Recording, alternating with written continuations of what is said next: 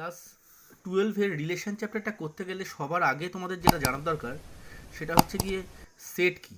তোমরা set already class 11-এ শিখে এসছো, তাও আমি একবার রিক্যাপ করে দিচ্ছি। সেট জিনিসটা কি? সেট আমরা বলবো set is a collection of well defined distinct object which are independent of order। অর্থাৎ সেটটা কি? সেট হচ্ছে সেই সব জিনিসের সমাহার, সেই সব উপাদানের সমাহার যেগুলো কিনা ওয়েল ডিফাইন্ড হবে, অর্থাৎ সুসংগত হবে, ডিস্টিংক্ট মানে আলাদা আলাদাভাবে পৃথক হবে, এবং ইন্ডিপেন্ডেন্ট অফ অর্ডার হবে, অর্থাৎ ক্রমনিরপেক্ষ হবে। তার মানে এখান থেকে দেখো আমরা তিনটে জিনিস পাচ্ছি। এক, ওয়েল ডিফাইন্ড অর্থাৎ সুসংজ্ঞাত,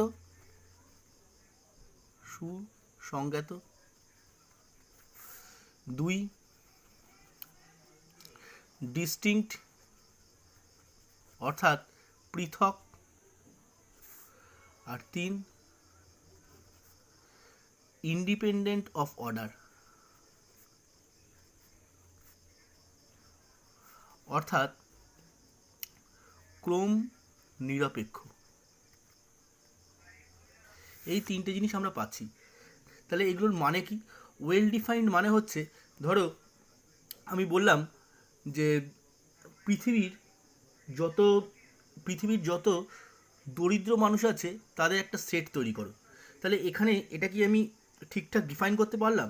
কারণ আমি কিন্তু দরিদ্র মানুষ কারা বা কত ইনকাম হলে দরিদ্র মানুষ হয় সেটা কিন্তু ঠিকঠাক ডিফাইন করলাম না, সেটা কিন্তু ঠিকঠাক সংজ্ঞাটা বললাম না। সুতরাং এক এক দেশের ক্ষেত্রে কিন্তু দারিদ্রতার সময় এক এক রকম হতে পারে। তো সেক্ষেত্রে কিন্তু সবার ক্ষেত্রে সমানভাবে কিন্তু সেট তৈরি করা সম্ভব না। নেক্সট আমি যদি বলি, ধরো পৃথিবীর সমস্ত হিংস্র পশুদের সেট তৈরি করো, তাহলে সেটাও কি আমি ওয়েল ডিফাইন করতে পারলাম? কারণ হিংস্রতার সংজ্ঞাটা কিন্তু আমি দিলাম না। কতটা হলে কোনো পশু হিংস্র হবে, কতটা হিংস্র হলে আগে হিংস্রতা বলা হবে, সেটা কিন্তু আমি বলিনি। সুতরাং এটাও কিন্তু ওয়েল ডিফাইন হলো না। এবার আমি যদি বলি যে কোনো 10টা স্বাভাবিক সংখ্যার সেট তৈরি করো, সেটাও কিন্তু দেখো সুসংজ্ঞাত হলো না। কেন সুসংজ্ঞাত হলো না? কারণ যে কোনো 10টা মানে কেউ 1 থেকে 10 পর্যন্তও লিখতে পারে, কেউ 11 থেকে 20 পর্যন্তও লিখতে পারে। তাহলে এক্ষেত্রে কিন্তু এক একজনের ক্ষেত্রে এক এক রকম হতে পারে। কিন্তু আমি যদি বলি প্রথম 10টা স্বাভাবিক সংখ্যার সেট তৈরি করো, এটা কিন্তু সবার ক্ষেত্রে একই রকম হবে। ধরো প্রথম 10টা স্বাভাবিক সংখ্যার সেট যদি বলি, সবাই কিন্তু 1 2 3 4 5 6 7 8 9 10 এটাই লিখবে। তাহলে এটা কিন্তু আমাদের ওয়েল ডিফাইন হলো। তাহলে ওয়েল ডিফাইন ব্যাপারটা বোঝা গেল। এইবার নেক্সট আমাদের আসছে, দেখো পৃথক। পৃথক মানে কি? পৃথক মানে প্রত্যেকটা কিন্তু আলাদা আলাদা হবে। অর্থাৎ আমার এই যে দেখো এখানে লিখেছি 1 2 3 4 5 6 7 8 9 10 সব কটাই কিন্তু আলাদা। আমি কিন্তু একই সংখ্যা রিপিট করিনি। যেমন ধরো বি একটা সেট যদি আমি ধরি, যে বি সেটে 1 2 3 2 3 4 5 এই সংখ্যাগুলো রয়েছে, এটা কিন্তু একটা সেট না। কেন সেটটা না? তার কারণ এখানে দেখো 2টা দুবার আছে, 3 দুবার আছে। তাহলে এটা কিন্তু এই যে দুবার যদি হচ্ছে সেটা কিন্তু সেট না। সেট মানে সেটা সবসময়ের জন্য একবারই হবে। অর্থাৎ এটাকে যদি আমি সেট তৈরি করতে হয় তাহলে আমাকে কী লিখতে হবে? 1 2 3 4 5 এইটা হচ্ছে একটা সেট। এইটা সেট নয়, কিন্তু এটা কিন্তু একটা সেট। এবার লাস্ট দেখো পয়েন্ট দেওয়া হচ্ছে ক্রমনিরপেক্ষ, ইন্ডিপেন্ডেন্ট অফ অর্ডার। এটা কেমন? এটা আমি যখন লিখেছি 1 2 3 4 5 পরপর লিখেছি, আমাকে যেরকম পরপরই লিখতে হবে এমন কিন্তু কোনো মানে নেই। আমি কিন্তু এলোমেলো ভালো লিখতে পারি। অর্থাৎ আমি যদি এটাকে লিখি, ধরো 2 3 1 4 5, এটাও কিন্তু আমাদের সেট হবে। নেক্সট আমাদের আসি শূন্য সেট। শূন্য সেটের ধারণাটা একটু লাগবে। শূন্য সেট মানে কি? শূন্য সেট মানে হচ্ছে গিয়ে শূন্য সেট, যাকে আমরা ইংরেজিতে বলি নাল সেট বা ভয়েড সেট বা এমটি সেট।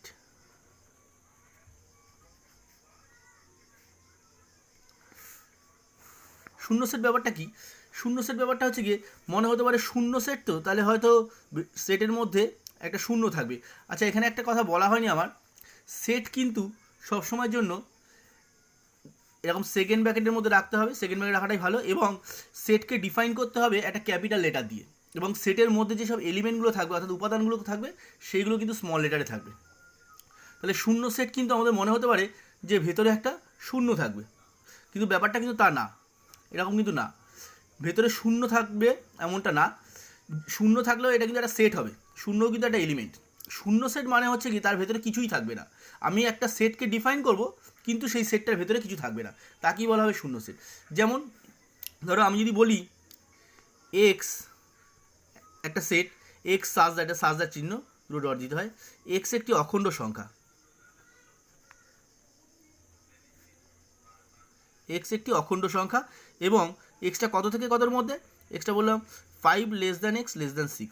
তাহলে দেখো এক্স সাজ দ্যাট এক্স একটি অখণ্ড সংখ্যা এবং এক্স হচ্ছে 5 থেকে 6-এর মধ্যে। 5 থেকে 6-এর মধ্যে কি কোনো অখণ্ড সংখ্যা আছে? 5 থেকে 6-এর মধ্যে কোনো অখণ্ড সংখ্যা নেই, কারণ 5-এর পরেই 6। সুতরাং এটা কিন্তু একটা শূন্য সেট। এই শূন্য সেটকে আমরা কীভাবে ডিনোট করি? সেট যেহেতু তাহলে এটা সেকেন্ড ব্র্যাকেটে রাখবো এবং এটাকে 5 দিয়ে ডিনোট করা হয় শূন্য সেটকে। আর একটা উদাহরণ দেখতে পারো যে এক্স সাজ দ্যাট এক্স একটি মৌলিক সংখ্যা, এক্স একটি মৌলিক সংখ্যা, এবং সেটা কেমন না বললাম 32 less than equals to x less than equals to 36। দেখো 32 less than equals to x less than equals to 36, এটাও কিন্তু এক্স একটা মৌলিক সংখ্যা 32 থেকে 36-এর মধ্যে। 32 থেকে 36-এর মধ্যে কি কোনো মৌলিক সংখ্যা আছে? 32 এটা কিন্তু মৌলিক না, কারণ আমরা জানি মৌলিক সংখ্যা মানে এক আর সেই সংখ্যা দ্বারাই বিভাজ্য হবে, অন্য কোনো সংখ্যা দ্বারা বিভাজ্য হবে না। তো 32 কিন্তু দেখো 1 আর 32 ছাড়াও 2 দিয়ে ভাগ করা যায়, 4 দিয়ে ভাগ করা যায়, 8 দিয়ে ভাগ করা যায়। 33কেও তাই, 1 আর 33 ছাড়াও 3 দিয়ে ভাগ করা যাচ্ছে, 11 দিয়ে ভাগ করা যাচ্ছে। এরকম করে 32 থেকে 36-এর মধ্যে কোনো সংখ্যা কিন্তু মৌলিক সংখ্যা না। তার মানে আমি কিন্তু 32 থেকে 36-এর মধ্যে কোনো মৌলিক সংখ্যা পাচ্ছি না, তার মানে এই 32 থেকে 36-এর মধ্যে কোনো মৌলিক সংখ্যা নেই, অর্থাৎ এটা কিন্তু একটা এমটি সেট। 5 দ্বারা ডিনোট করে দিলাম। এই হচ্ছে গিয়ে শূন্য সেট। তো এই শূন্য সেটের কনসেপ্ট একটু লাগবে। আর একটা যেটা লাগবে সেটা হচ্ছে গিয়ে উপসেট, বা যাকে বলি আমরা সাবসেট। সাবসেটটা কেমন? সাবসেট হচ্ছে গিয়ে ধরো আমি একটা সেট বললাম এ সেটের মধ্যে 1 2 3 4 5 এই 5টা এলিমেন্ট আছে, আর আরেকটা সেট বললাম বি এর মধ্যে 3 2 1 এই 3টে এলিমেন্ট আছে। তাহলে এখানে দেখো এর মধ্যে বি এর মধ্যে যেসব এলিমেন্টগুলো আছে অর্থাৎ উপাদানগুলো আছে, যেমন 3 সেটাও এতে আছে, 2 সেটাও এতে আছে, 1 সেটাও এতে আছে, অর্থাৎ বি সেটের প্রত্যেকটা এলিমেন্ট এতে আছে। অর্থাৎ বি সেটের যদি আমি একটা এলিমেন্ট ভাবি এক্স বিলংস টু বি, এটা কিন্তু আমাকে কী ইমপ্লাই করবে? এটা হচ্ছে ইমপ্লাই চিহ্ন, এটা বিলংস টু চিহ্ন। তাহলে এক্স বিলংস টু বি এটা ইমপ্লাই করবে কি না X belongs to A, X belongs to A. এটা মানেই তার মানে বিটা এর একটা সাবসেট, বি এর প্রত্যেকটা পদ এতে আছে, তার মানে আমি কী বলবো? B is a subset of A. এইভাবে সাবসেটকে লেখা হয়, এইভাবে দিয়ে এই নিচে একটা দাগ। এই হচ্ছে গিয়ে সাবসেট। এর ছবিটা যদি দেখি, ধরো এইটা হচ্ছে ভেতরেরটা হচ্ছে বি সেট, বি সেটের মধ্যে কে আছে? 1 আছে, 2 আছে, 3 আছে, আর এ সেটের মধ্যে এইগুলো তো আছে 1 2 3, এছাড়া এক্সট্রা কি আছে? 4 5। ঠিক আছে, তাহলে এই হচ্ছে কি আমাদের বি সেট। এইবার তাহলে এই হচ্ছে কি আমাদের উপসেট বা সাবসেট। এবার নেক্সট যেটা আমাদের জানতে হবে সেটা হচ্ছে গিয়ে ক্রমিত জোড়।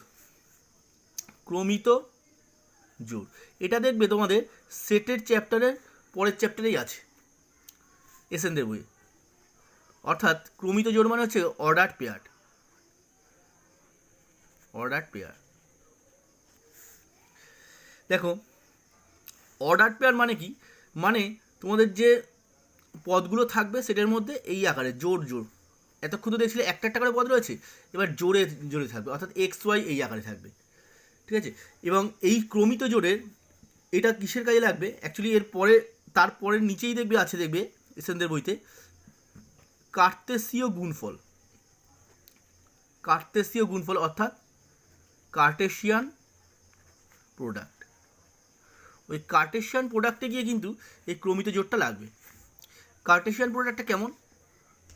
কার্টেশিয়ান প্রোডাক্টটা হচ্ছে গিয়ে ধরো এ একটা সেট, এ সেটের মধ্যে 3টে এলিমেন্ট আছে 1 2 3, আর বি একটা সেট, বি সেটের মধ্যে দুটো এলিমেন্ট আছে এ বি। তাহলে আমি যদি এ ক্রস বি করি তাহলে কেমন আসবে? এ ক্রস বি মানে 1 একের সঙ্গে এই দুটো, 2-এর সঙ্গে এই দুটো, 3-এর সঙ্গে এই দুটো, অর্থাৎ 1, এ 1, বি 2, এ 2, বি 3, এ 3, বি। এই হচ্ছে গিয়ে এ ক্রস বি, মানে এ থেকে বিতে এটা। এবার দেখো বি ক্রস এ, এটা মানে কি? বি ক্রস এ মানে এবার বি থেকে এতে, অর্থাৎ বি এর যে এলিমেন্টটা সেটা আগে বসাতে হবে। তার মানে এটা কেমন হবে? এ 1 এর সাথে তিনটেই, এ 2, এ 3। এবার বি 1, বি 2, বি 3, অর্থাৎ বি এর এলিমেন্টগুলো এবার আগে আর এ এর এলিমেন্টগুলো পরে। এবার দেখো যদি এটা যদি একটা কার্তেসীয় মানে লেখচিত্রর ক্ষেত্রে, যেটা তোমরা যে কার্তেসীয় লেখ যে করেছো, ঠিক আছে, এরকম করে যে বসাতে হয়, সেই স্থানাঙ্কে কার্তেসীয় স্থানাঙ্কে যদি তোমরা দেখো, কার্তেসীয় স্থানাঙ্কের ক্ষেত্রে কিন্তু দেখো 1a আর a1 এটা কিন্তু সেম পয়েন্টকে বোঝায় না। ধরো এটা যদি 1 আর 2 হয়, আর তাহলে যদি 2 আর 1 হয়, দুটো কিন্তু সেম পয়েন্ট না। তার মানে আমি বলতে পারি এ ক্রস বি আর বি ক্রস এ এটা কিন্তু সমান নয়। তার মানে যেহেতু এরা সমান না, তার মানে এ ক্রস বি যেটাকে বোঝাবে বি ক্রস এ কিন্তু সেটাকে বোঝাবে না। এবার দেখো যদি তোমাদের মনে তাহলে একটা প্রশ্ন আসতে পারে, এটা তো এ আর বি দুটো আলাদা সেট দেওয়া হয়েছিল, তার থেকে এটা হলো, কিন্তু যদি একটাই সেট দেওয়া হয়, শুধু ধরো এ সেট আমি দিলাম, এ সেট দিয়ে তার কার্টেসিয়ান প্রোডাক্ট কী হবে? এ সেট হচ্ছে 1, 2, 3, এর মধ্যে তিনটে এলিমেন্ট আছে। এবার যদি এরকম একটাই সেট দিয়ে দিই, একটাই সেট দিয়ে তার যদি কার্টেসিয়ান প্রোডাক্ট চাই, তাহলে সেক্ষেত্রে বি সেটটা কী করে হবে? কার্টেসিয়ান প্রোডাক্ট করতে গেলে আমাকে দুটো সেট লাগবে। তাহলে সেক্ষেত্রে বি সেট যেহেতু নেই, বি সেটটাকেও তোমরা ওই এ সেটটাকেই নিয়ে নেবে, অর্থাৎ আবার নিয়ে নেবে 1, 2, 3, এ সেটটাকেই কিন্তু বি সেট হিসাবে নিয়ে নেবে। তাহলে সেক্ষেত্রে এ ক্রস এ কী হবে? এ ক্রস এ সেক্ষেত্রে হয়ে যাবে, দেখো একই রকমভাবে যদি নিই 1, 1, 1, 2, 1, 3, তারপরে 2, 1, 2, 2, 2, 3, 3, 1, 3, 2, 3, 3।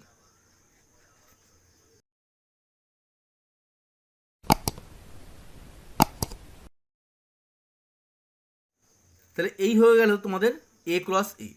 এইবার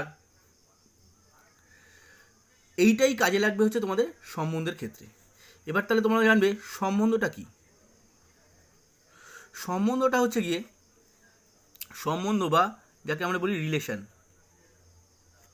সেটা কি? সম্বন্ধ বা রিলেশন হচ্ছে গিয়ে এই যে আমরা কার্টেসিয়ান প্রোডাক্ট করলাম, এই কার্টেসিয়ান প্রোডাক্টের যে কোনো সাবসেটকেই বলা হয় সম্বন্ধ। কার্টেসিয়ান প্রোডাক্টের যে কোনো সাবসেটকেই বলা হয় হচ্ছে সম্বন্ধ। মানে ধরো আমরা যদি এখান থেকে r equals to 1b 2a 3b এই তিনটে নিয়ে নিই, 1b 2a আর 3b নিয়ে নিলাম, তাহলে এই যে সাবসেটটা হলো, এই সাবসেটটাই কিন্তু ওর সম্বন্ধ। তাহলে এখানে আরটা কি? আরটা হচ্ছে গিয়ে এ সেট থেকে বি সেটের যে রিলেশনটা। এবার আমাদেরকে জানতে হবে এই সম্বন্ধের সংখ্যা কটা হয়, বা সাবসেটের এ ক্রস বি এর সাবসেটের সংখ্যা কটা হয়। এ ক্রস বি এর সাবসেটের সংখ্যা, সাবসেটের সংখ্যা বা সম্বন্ধের সংখ্যা,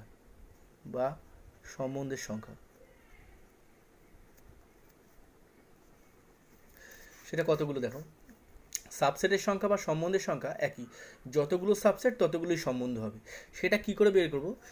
যে সেটার জন্য জানতে হবে হচ্ছে কি, যেটা আমাদের যে দুটো সেট ছিল এ সেট আর বি সেট, এদের কটা করে পদ ছিল।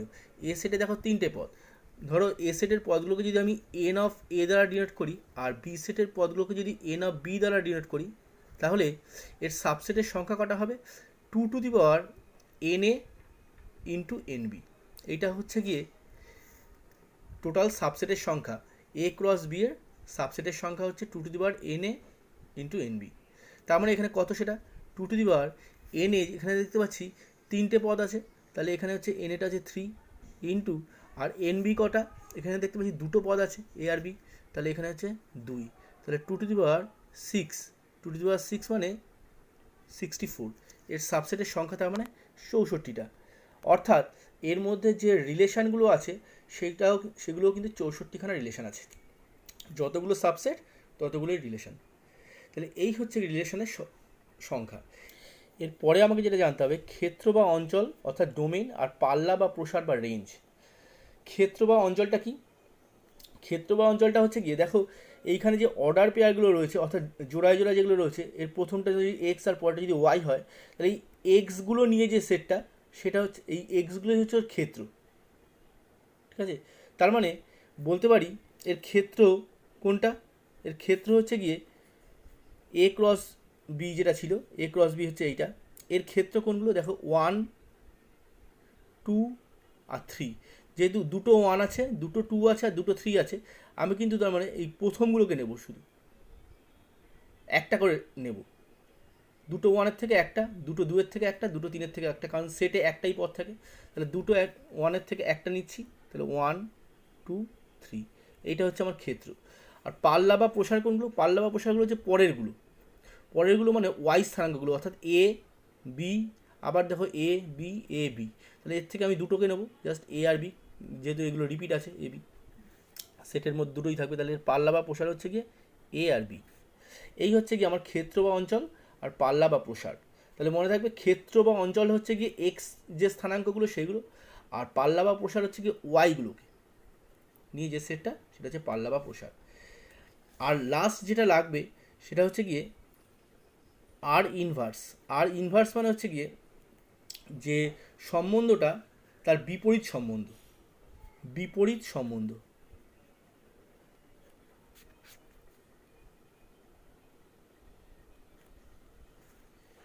বিপরীত সম্বন্ধ মানে এটা কিন্তু অলরেডি দেখো আমরা একটা করে রেখেছি। সেটা কোনটা? যেমন এই যে এ ক্রস বি, তার বিপরীতটাই কিন্তু আসলে বি ক্রস এ। এ ক্রস বি এর বিপরীতটাই কিন্তু আসলে বি ক্রস এ। তার মানে এ ক্রস বি যদি আমার 1A 1B 2A 2B 3A 3B হয়, তাহলে বি ক্রস এ কি? A1 A2 A3 B1 B2 B3, অর্থাৎ উল্টে যাবে।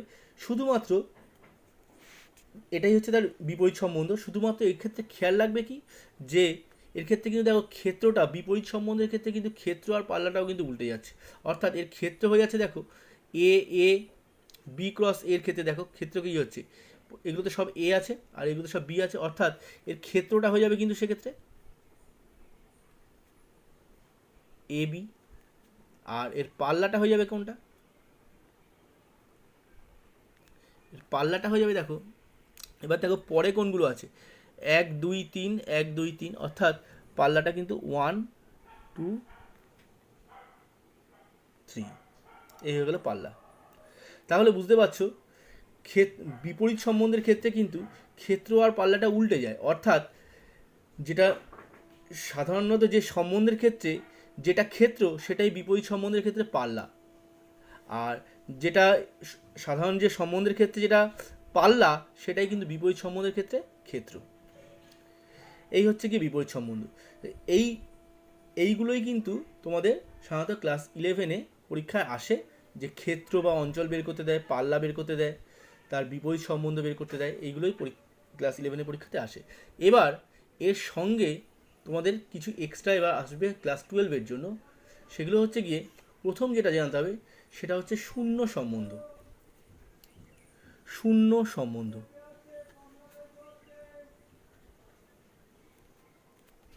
অর্থাৎ এমটি or void relation।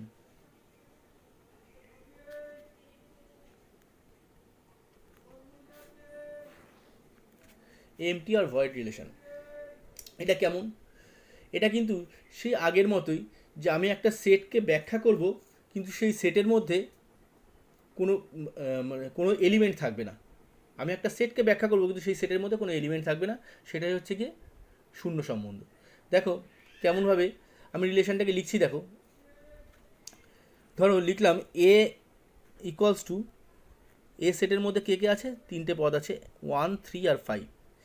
এবার একটা রিলেশন আরকে ডিনোট করছি, যে আরটা হচ্ছে গিয়ে সেই সমস্ত এবি নিয়ে তৈরি হয়েছে, যে সমস্ত এবিগুলো অর্থাৎ এ যার এ প্লাস বি যোগ করলে আসবে অযুগ্ম সংখ্যা, অযুগ্ম সংখ্যা।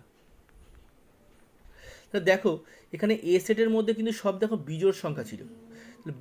আমি বলেছি সেই সমস্ত যে কোনো দুটো সংখ্যা নেব, তাদেরকে যোগ করলে কি আসবে, অযুগ্ম সংখ্যা। সেটা হচ্ছে রিলেশনটা। তাহলে এখানে আমরা জানি দুটো অযুগ্ম সংখ্যার যোগফল, যে কোনো দুটো অযুগ্ম সংখ্যার যোগফল কখনোই কিন্তু অযুগ্ম সংখ্যা হতে পারে না। অর্থাৎ দুটো বিজোড় সংখ্যার যোগফল কিন্তু কখনো বিজোড় সংখ্যা হতে পারে না। দুটো বিজোড় সংখ্যার যোগফল বা অযুগ্ম সংখ্যার যোগফল সবসময় যুগ্ম সংখ্যা হয়। তার মানে আমার কিন্তু এখানে শূন্য সেট নেই, অর্থাৎ শূন্য সেট নেই না, সরি শূন্য সেট আছে। মানে এখানে আর ইকলস টু কিন্তু হয়ে গেল কি, যে রিলেশনটা রয়েছে সেখানে হচ্ছে কি নাল রিলেশন, অর্থাৎ এমটি রিলেশন। তাহলে এই হচ্ছে গিয়ে শূন্য সম্বন্ধ। এরপরে আমরা আসবো সার্বিক সম্বন্ধ বা ইউনিভার্সাল রিলেশন।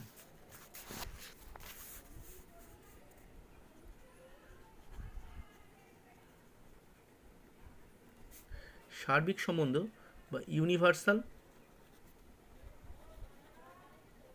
রিলেশন, সেটা কি? সার্বিক সম্বন্ধ হচ্ছে গিয়ে ধরো এ একটা সেট, এ সেটের মধ্যে তিনটে পদ আছে 1, 2, 3। এবার আমি যদি এর সঙ্গে এর ক্রস প্রোডাক্ট নিই তাহলে কি আসবে? তার মানে এইখানে এর সঙ্গে এর ক্রস প্রোডাক্ট নিলে তুমি তাহলে আর একটা একে এখানে ভেবে নিতে পারো 1, 2, 3। তাহলে এ ক্রস এ মানে প্রথমে 1, 1, 1, 2, 1, 3। এবার 2 দিয়ে 2, 1, 2, 2, 2, 3। এবার 3 দিয়ে 3, 1, 3, 2, 3, 3। এই হচ্ছে এ ক্রস এ। এইটাই কিন্তু এ ক্রস এ দিয়ে যেটা আসবে, এটাই হচ্ছে কি টোটাল সার্বিক সম্বন্ধ। ঠিক আছে, নেক্সট আমাদের আসবে অভেদ সম্বন্ধ। অভেদ বা একক বা একসম সম্বন্ধ।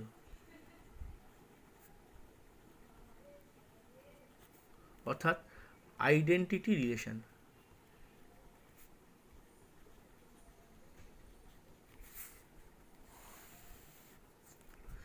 দেখো অভেদ বা একক সম্বন্ধটা কি? এটা হচ্ছে গিয়ে এ সেটের ওপর এ যদি একটা সেট হয়, এর প্রত্যেক পদ কেবলমাত্র তার একই পদের সঙ্গেই সম্বন্ধযুক্ত হবে। এস যে সেটটা, তার প্রত্যেকটা পদ তার একই পদের সঙ্গে সম্বন্ধযুক্ত হবে। সেটা কি বলবো হচ্ছে গিয়ে একসম সম্বন্ধ বা একক সম্বন্ধ। অর্থাৎ এখানে বলতে পারো এক্স ইকুয়ালস টু ওয়াই হয়ে যাবে। মানে ধরো এ ইকুয়ালস টু যদি 1, 2, 3 হয়, তাহলে এর একসম সম্বন্ধ সেটাকে আমরা আই এ দ্বারা ডিনোট করি। সেটা কেমন হয়ে যাবে? সেটা হয়ে যাবে 1, 1, 2, 2, 3, 3। এটা হচ্ছে গিয়ে একসম সম্বন্ধ। এরপরে সেটের সেট বলছি সম্বন্ধের তিনটে ভাগ আছে, সেই তিনটে ভাগকে জানতে হবে। সম্বন্ধ এর তিনটে ভাগ। একটা হচ্ছে গিয়ে সসম। সসম মানে হচ্ছে গিয়ে রিফ্লেক্সিভ।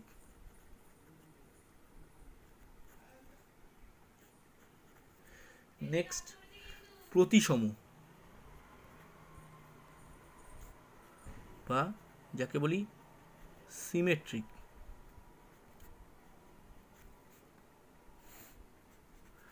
আর লাস্ট হচ্ছে গিয়ে সংক্রমণ।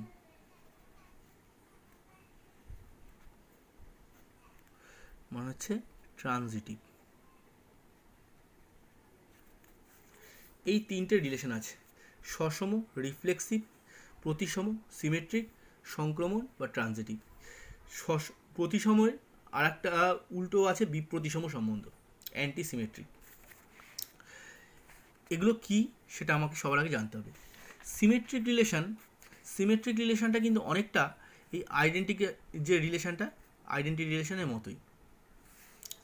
মানে কেমন, যে এ যদি এ বিলংস টু যদি এ হয়, তাহলে এ কমা এ বিলংস টু হবে আর। তার মানে ব্যাপারটা কেমন দেখো, এইরকমই কিন্তু হচ্ছে। তাহলে এ বিলংস টু এ যদি হয়, তাহলে এ কমা এ বিলংস টু আর।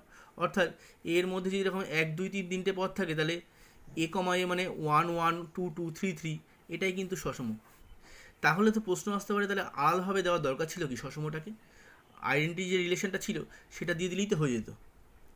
এইখানে একটা ব্যাপার বলে রাখি, সেটা হচ্ছে গিয়ে এর মধ্যে এক্সট্রা কিছু থাকতে পারে। অর্থাৎ বলতে পারো আইডেন্টিটি রিলেশন হলে সেটা কিন্তু রিফ্লেক্সিভ রিলেশন হবে, মানে একক সম্বন্ধ হলে সেটা সসম হবেই, কিন্তু সসম হলেই সেটা একক সম্বন্ধ হবে এমন কিন্তু বলা যায় না। যেমন এই এ যদি 1 2 3 থাকে, এ সেটটা যদি 1 2 3 রয়েছে, তার মধ্যে 1 1 2 2 3 3 রয়েছে, এটা যেমন একক সম্বন্ধ তেমন এটা সসম সম্বন্ধ। কিন্তু দেখা গেল আমি এর মধ্যে বলে দিলাম আর ইকুয়ালস টু 1 1 2 2 3 3, এটা তো রয়েছেই, তার সঙ্গে আর একটাকে করে দিলাম 1 2। এই যে 1 2 একটা এক্সট্রা করে দিলাম, এটা কিন্তু এটার জন্য এটা কিন্তু একক সম্বন্ধ হবে না, কিন্তু এটা সসম সম্বন্ধ হবে। তাহলে সেই কারণে বলা হচ্ছে একক সম্বন্ধ হলেই সসম সম্বন্ধ হবে, কিন্তু সসম সম্বন্ধ হলেই সেটা কিন্তু একক সম্বন্ধ হবে এমনটা বলা যায় না। এবার প্রতিসম সম্বন্ধ। প্রতিসম সম্বন্ধটা কেমন?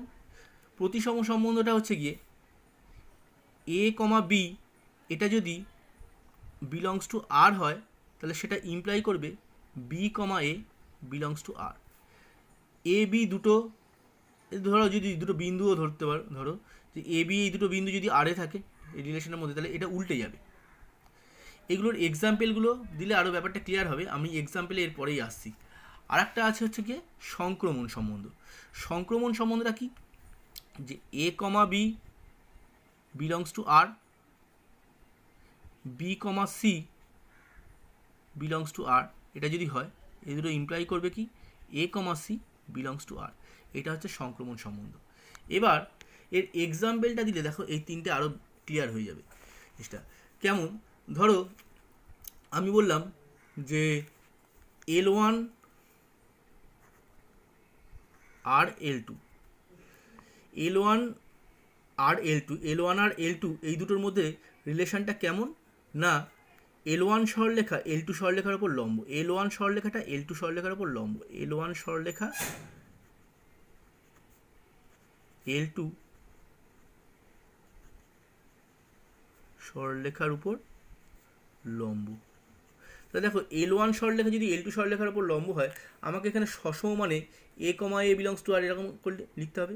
অর্থাৎ আমাকে বলতে হবে সসমের ক্ষেত্রে L সরলরেখা L1 সরলরেখা L1 সরলরেখার উপরই লম্ব, বা L2 সরলরেখা L2 সরলরেখার উপরই লম্ব, এরকম ব্যাপারটা তৈরি করতে হবে। তাহলে যে সরলরেখা সেই সরলরেখার উপর তো নিশ্চয়ই লম্ব হতে পারে না, সুতরাং এখানে কিন্তু এটা সসম সম্বন্ধ হবে না। কিন্তু আমি যদি এটা লম্ব না বলে যদি এটা বলতাম সমান্তরাল, অর্থাৎ L1 সরলরেখা L2 সরলরেখার উপর সমান্তরাল বলে দিতাম সম্বন্ধটা, তাহলে কিন্তু এটা সসম হয়ে যেত, কারণ যে সরলরেখা সেই সরলরেখা কিন্তু সমান্তরাল হয়। এবার দেখো এই জিনিসটা প্রতিসম হবে কি না। L1 সরলরেখা L2 সরলরেখার উপর যদি লম্ব হয়, তাহলে অবশ্যই L2 সরলরেখাও কিন্তু L1 সরলরেখার উপর লম্ব হবে। ধরো এইটা L1 সরলরেখা আর এইটা হচ্ছে L2 সরলরেখা, তাহলে L1 যদি L2 এর উপর লম্ব হয় তাহলে L2 সরলরেখা হয় L1 সরলরেখার উপর লম্ব। অর্থাৎ A, B বিলংস টু যদি R হয় তাহলে B, A belongs to R ঘুরে যেতে পারে। তাহলে এটা কিন্তু প্রতিসম সম্বন্ধ হবে। হলো। এইবার সংক্রমণের পরে যাচ্ছি, আগে এই দুটোর এক্সাম্পলগুলো একই টাইপের, সে নয় এগুলো করে নিই আগে। নেক্সট হচ্ছে গিয়ে ধরো আর একটা এক্সাম্পল দিচ্ছি।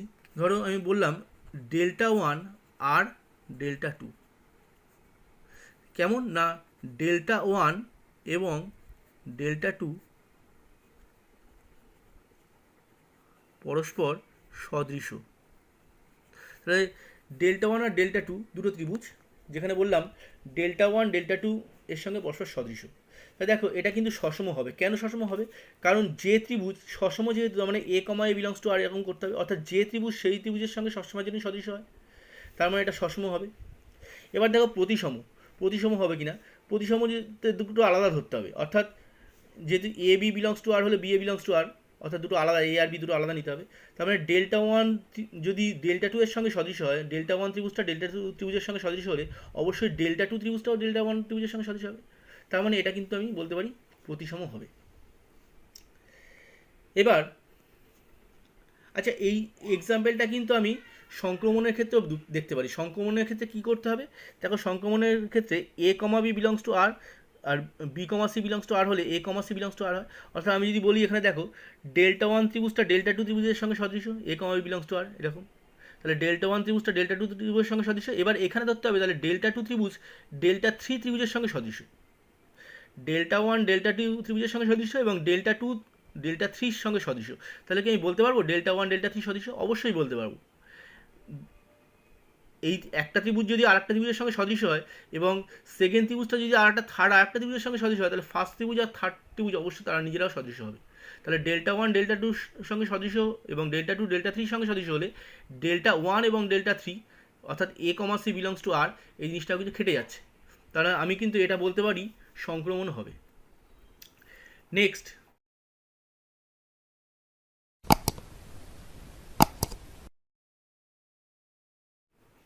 আর একটা এক্সাম্পলে যাই। আর একটা এক্সাম্পল হচ্ছে গিয়ে ধরো যদি বলি x, y বিলংস টু আর কেমন না y x দিয়ে বিভাজ্য, y x দিয়ে বিভাজ্য। ধরো y যদি x দিয়ে বিভাজ্য হয় তাহলে y x দিয়ে বিভাজ্য। ধরো আমি যদি কোনো একটা সংখ্যার দিকে ধরে নিই, ধরো 3,6 এই সংখ্যাটা ধরে নিলাম ব্যাপারটা। তাহলে ব্যাপারটা দেখো 6 3 দিয়ে বিভাজ্য, এরকম ব্যাপারটা। এইটা অবশ্য 3, 6 আলাদা আলাদা ধরতে হবে কিন্তু প্রতিসমর ক্ষেত্রে। এইখানে যেহেতু এটা প্রথমে সময়ের ক্ষেত্রে হিসাব করব, তাহলে হিসাব করতে হবে কি না যে সংখ্যা সেই সংখ্যা দ্বারা বিভাজ্য কিনা, অর্থাৎ 3 3 দ্বারা বিভাজ্য বা 6 6 দ্বারা বিভাজ্য কিনা। তো দেখো যে সংখ্যা সেই সংখ্যা দ্বারা বিভাজ্য হয় তাহলে সেটা সসম হবে। এইবার প্রতিসমর ক্ষেত্রে যদি হিসাব করি, দেখো প্রতিসমর ক্ষেত্রে বলতে পারি 6 3 দ্বারা বিভাজ্য, 6 3 দ্বারা বিভাজ্য। তাহলে 3 6 দ্বারা 6 যদি 3 দ্বারা বিভাজ্য হয়, তাহলে এবার 3 কি তাহলে 6 দ্বারা বিভাজ্য? কখনোই না। 6কে 3 দিয়ে ভাগ করা যায় তাহলে 2 হয়, কিন্তু 3কে যদি 6 দিয়ে ভাগ করি তাহলে 1/2 হয়ে যায়। তাহলে এটা প্রতিসম হচ্ছে না। আচ্ছা, সংক্রমণের এক্সাম্পল ফার্স্ট এক্সাম্পলটা আমরা করতে পারি। ধরো এই যে L1 আর L2, L1 সরলরেখা L2 সরলরেখার ওপর লম্ব, সেক্ষেত্রে বলেছিলাম L2টা L1 এর ওপর লম্ব। তাহলে দেখো আমি যদি এখানে 3টে ধরে নিই, L1 L2 এর ওপর L1 L2 এটা সম্বন্ধযুক্ত একটা, আর একটা যদি ধরো L2 L3 ধরে নিই, যে L1 আর L2 এরা পরস্পর লম্ব এবং L2 আর L3 এরা পরস্পর লম্ব। তাহলে কি L1 আর L3 পরস্পর লম্ব? ধরো এইটা হচ্ছে গিয়ে L1, এইটা L2। এবার L2 এর ওপর আবার একটা লম্ব, সেটা ধরো এইটা L3। তাহলে দেখো L1 আর L3 কিন্তু পরস্পর লম্ব হচ্ছে না, অর্থাৎ L1 আর L3 কিন্তু পরস্পর সমান্তরাল হয়ে যাচ্ছে, কারণ দুজনেই যেহেতু L2 এর ওপর লম্ব। তাহলে কিন্তু L1 L2 এর ওপর লম্ব এবং L2 যদি L3 এর ওপর লম্ব হয়, তাহলে কিন্তু L1 L3 এর ওপর লম্ব হচ্ছে না, অর্থাৎ এটা কিন্তু সংক্রমণ হবে না। তাহলে দেখো এটা কিন্তু সসমটা হয়নি, প্রতিসম হয়েছিল, আবার সংক্রমণটাও কিন্তু হচ্ছে না। তাহলে এই গেল হচ্ছে কি আমাদের সসম, প্রতিসম এবং সংক্রমণ। এবার বলে রাখি, এই তিনটে সম্বন্ধ যদি একসঙ্গে খেটে যায় তবেই তাকে বলা হচ্ছে গিয়ে সমতুল্যতা সম্বন্ধ। সমতুল্যতা সম্বন্ধ অর্থাৎ ইকুইভ্যালেন্স রিলেশন।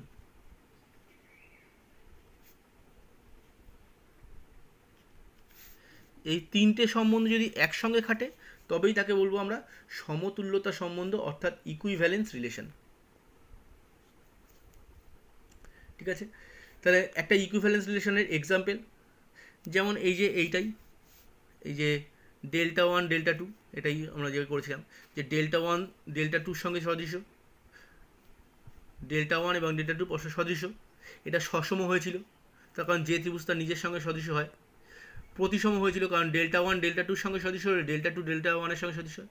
এবং এটা কিন্তু সংক্রমণও হবে, তার কারণ ডেল্টা ওয়ান ত্রিভুজ ডেল্টা টু ত্রিভুজের সঙ্গে সদৃশ্য এবং ডেল্টা টু ডেল্টা থ্রির সঙ্গে সদৃশ্য হলে ডেল্টা ওয়ান ডেল্টা থ্রির সঙ্গে সদৃশ্য হয়ে যায়। তাহলে এটা সমতুল্যতা সম্বন্ধ কিন্তু হয়ে যাবে। তাহলে এরকম তিনটে সম্বন্ধ যদি একসঙ্গে থাকে তবেই তাকে বলা হবে সমতুল্যতা সম্বন্ধ। কিন্তু কোনো একটা সম্বন্ধ যদি না হয়, তিনটে সম্বন্ধের কোনো একটাও যদি না খাটে তবে সেটা কিন্তু সমতুল্যতা সম্বন্ধ হবে না। এই হলো গিয়ে আমাদের তিন রকমের সম্বন্ধ। এইবার আর একটাই এক্সট্রা আছে, সেটা হচ্ছে গিয়ে প্রতিসম সম্বন্ধের এটার সঙ্গে সম্পর্কযুক্ত আর একটা সম্বন্ধ আছে, সেটা হচ্ছে গিয়ে বিপ্রতিসম সম্বন্ধ। বিপ্রতিসম সম্বন্ধ সেটা কি? বিপ্রতিসম সম্বন্ধ মানে অ্যান্টি সিমেট্রিক